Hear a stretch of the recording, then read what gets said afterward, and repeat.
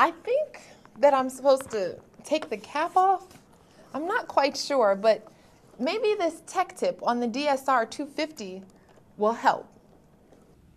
Many, if not most members who use SPNN camcorders set them in the automatic exposure mode.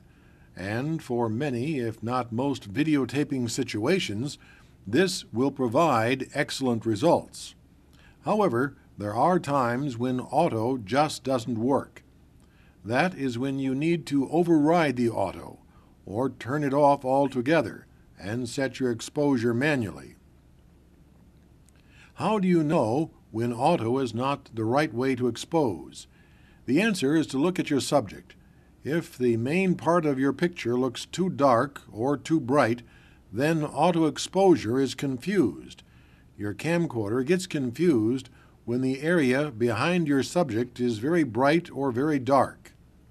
In this example, the object is in front of a black curtain with a spotlight on it.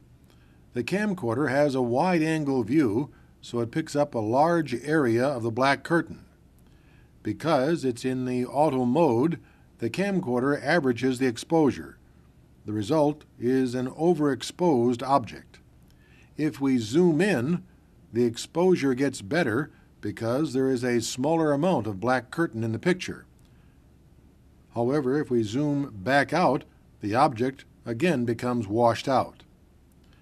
On SPNN's Sony DSR 250 camcorder, this can be corrected in two ways.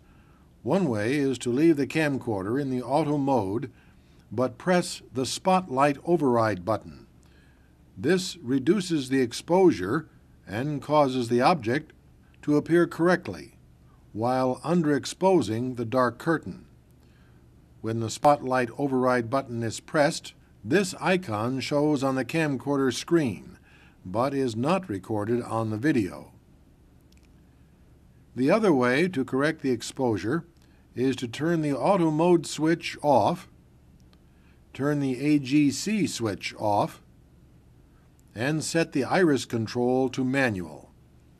Then you can rotate the exposure ring on the 250 lens until the object appears correctly exposed. The other time you may need to override the auto exposure or set the exposure manually is when the area behind your subject is very bright. In this example, with the camcorder in the auto mode, the subject is in front of a window. During the day, the bright outside sunlight compared to the lower indoor light on the subject results in a dark view of the subject and a properly exposed outdoor view. If the camera angle can't be changed so the subject isn't in front of the window, then the override button will be needed.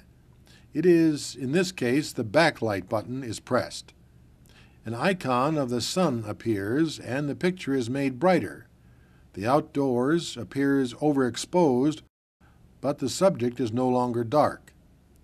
If the subject is still too dark, then the auto mode and AGC should be turned off and the iris turned to manual.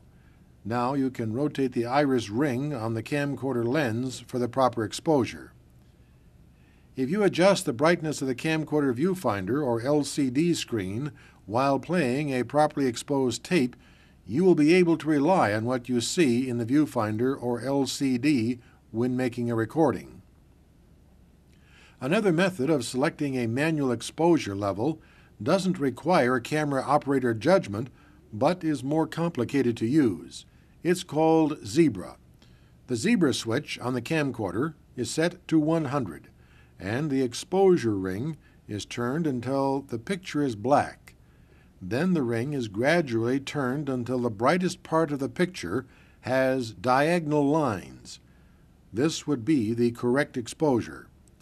Finally, it's a good idea to plan your own exposure technique, which may be auto, manual, or a combination for different segments of your shoot. And that's our tech tip on exposure. Good luck shooting.